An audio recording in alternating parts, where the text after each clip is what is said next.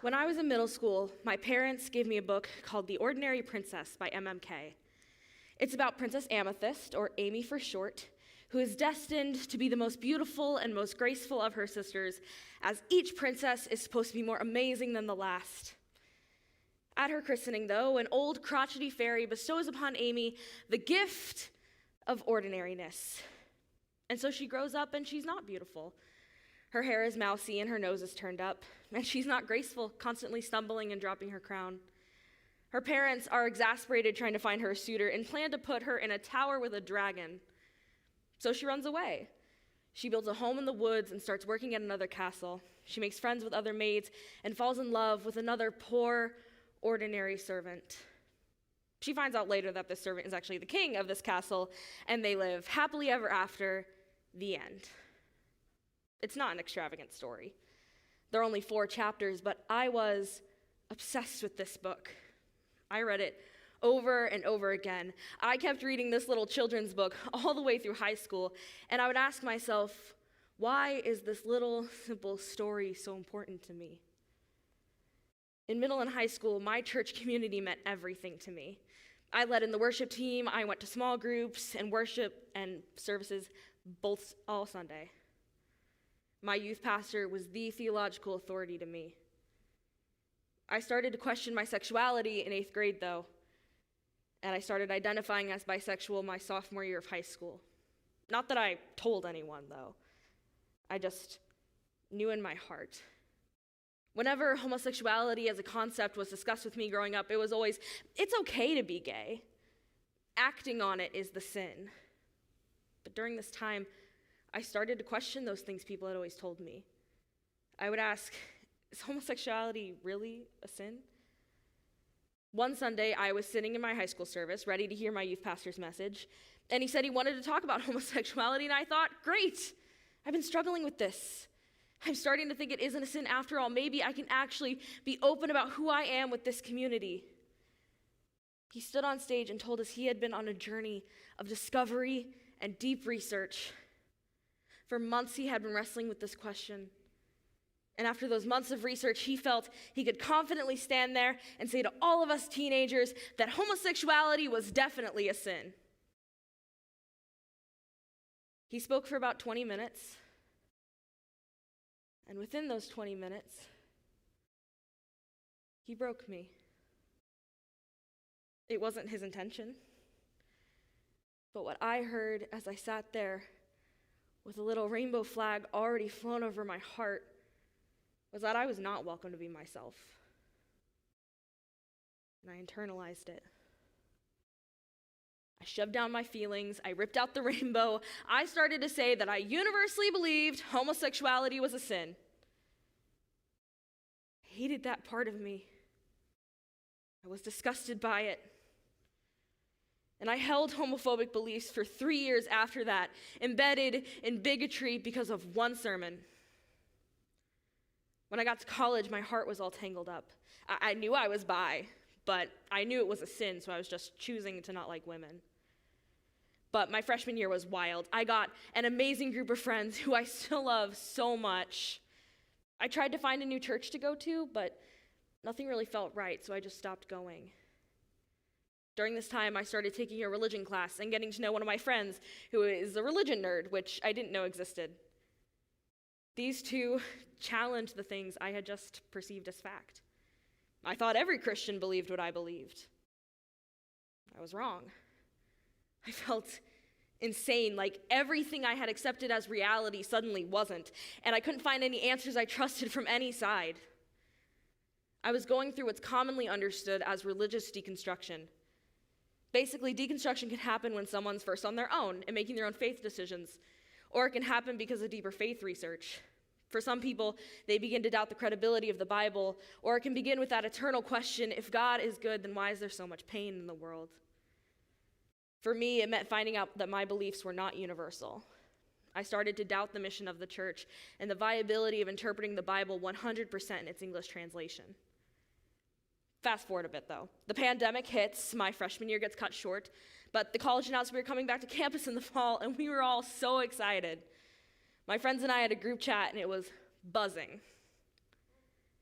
Then, on August 2nd of 2020, my kind, strong, intelligent, religion nerd friend came out to us all as trans. She knew that I was non-affirming, but she was incredibly brave. At that moment, something that was broken in me began to heal. None of it mattered to me anymore. All I cared about was my friend and that she knew that I loved and supported her and I was going to be there for her. She didn't know it at the time, but my friend had started me on the journey towards accepting myself. I continued to deconstruct my beliefs. I studied and I prayed. I took classes in biblical Greek and I watched queer pastor sermons online. And I came to the conclusion that despite what everyone had told me growing up, being gay was not a sin. It took until college to figure out why the ordinary princess was so important to me for so long. This story is about a girl who has a gift that everyone sees as something wrong with her. Only when she goes away does she find other people who love her gift too, who share her gift. She lives happily ever after. My queerness is a gift, but it has taken me a really long time to be able to say that. Growing up, nobody else saw queerness as a gift, more like something to be brushed away or fixed. But I left, and I found this amazing community of people who love and share my gift of queerness too. After I came out, and after deconstructing, I still couldn't bring myself to go into a church. And I would ask myself, why can't I just do this? I looked back at my time at church in middle and high school, and all I saw was pain. I thought I'd been happy. But looking back now, I could see clearly. In high school, I had just wanted to fit in with all these people who looked like they had it together. I hid my queer identity with worship teams and small groups. I thought back to every moment that someone rolled their eyes at LGBTQ plus problems or said that rainbows annoyed them. I remembered that any person in my youth ministry who came out would just disappear. I knew that if I went back to my old church, people would look down on me. I knew that if I tried, my old church wouldn't let me sing on worship team or lead a small group anymore. I knew that they loved a version of me that doesn't exist. They would never accept the person I've become. My faith was so twisted and its foundation so broken, I didn't think I could go back.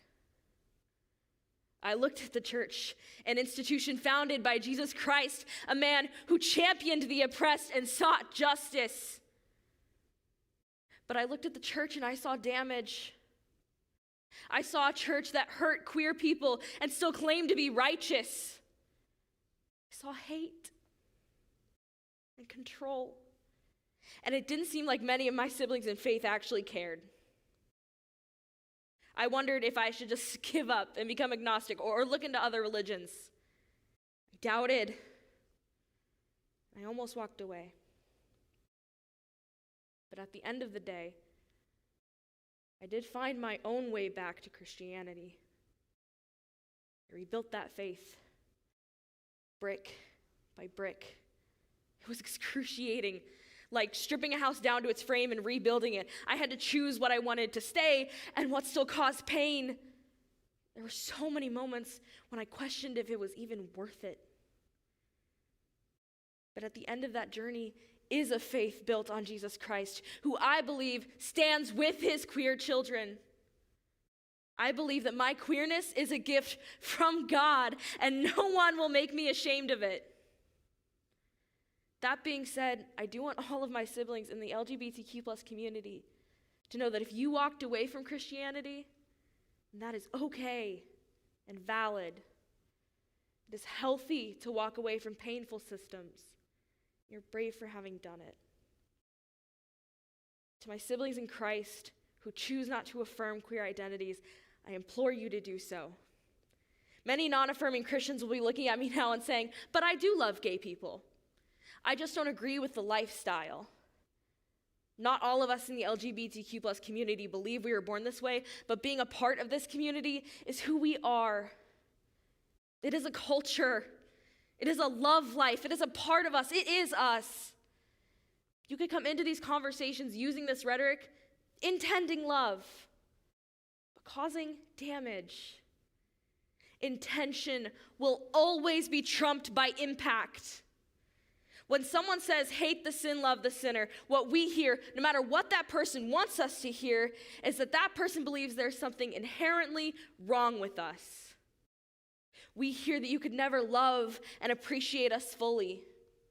It means we can't share our music, our clothes, or our movies with you. It means you won't come to our wedding. We hear that you will always look at us and see something broken. And that is not love or support or acceptance. It's life-draining and it hurts. Your acceptance isn't just nice. It doesn't just feel good. It doesn't just make our lives better. Your acceptance saves lives. According to the CDC and Trevor Project, 24% of teen suicides are LGBTQ plus youth, despite us only making up 3.8% of the population. 1 in 2 trans students have contemplated suicide, as well as 2 in 5 lesbian, gay, or bi students. We are 2.5 times more likely to fight substance misuse, depression, or anxiety. I've been there. But there were affirming pastors and friends in my life who pulled me out of those dark places. The CDC and Trevor Project also found that just one supportive adult in a queer youth's life can decrease their risk of attempting suicide by 40%. I could stand up here and tell you every reason why different sexual orientations and gender identities are not a sin, but that is a journey you need to go on. I would recommend the books Queer Theology by Dr. Lynn Tonstad, Changing Our Mind by Dr. David Gushee, God and the Gay Christian by Matthew Vines, Transforming the Bible and the Lives of Transgender Christians by Austin Hartkey, and Bad Theology Kills by Kevin Garcia. Seriously, there are so many and even more sources for you to dive into.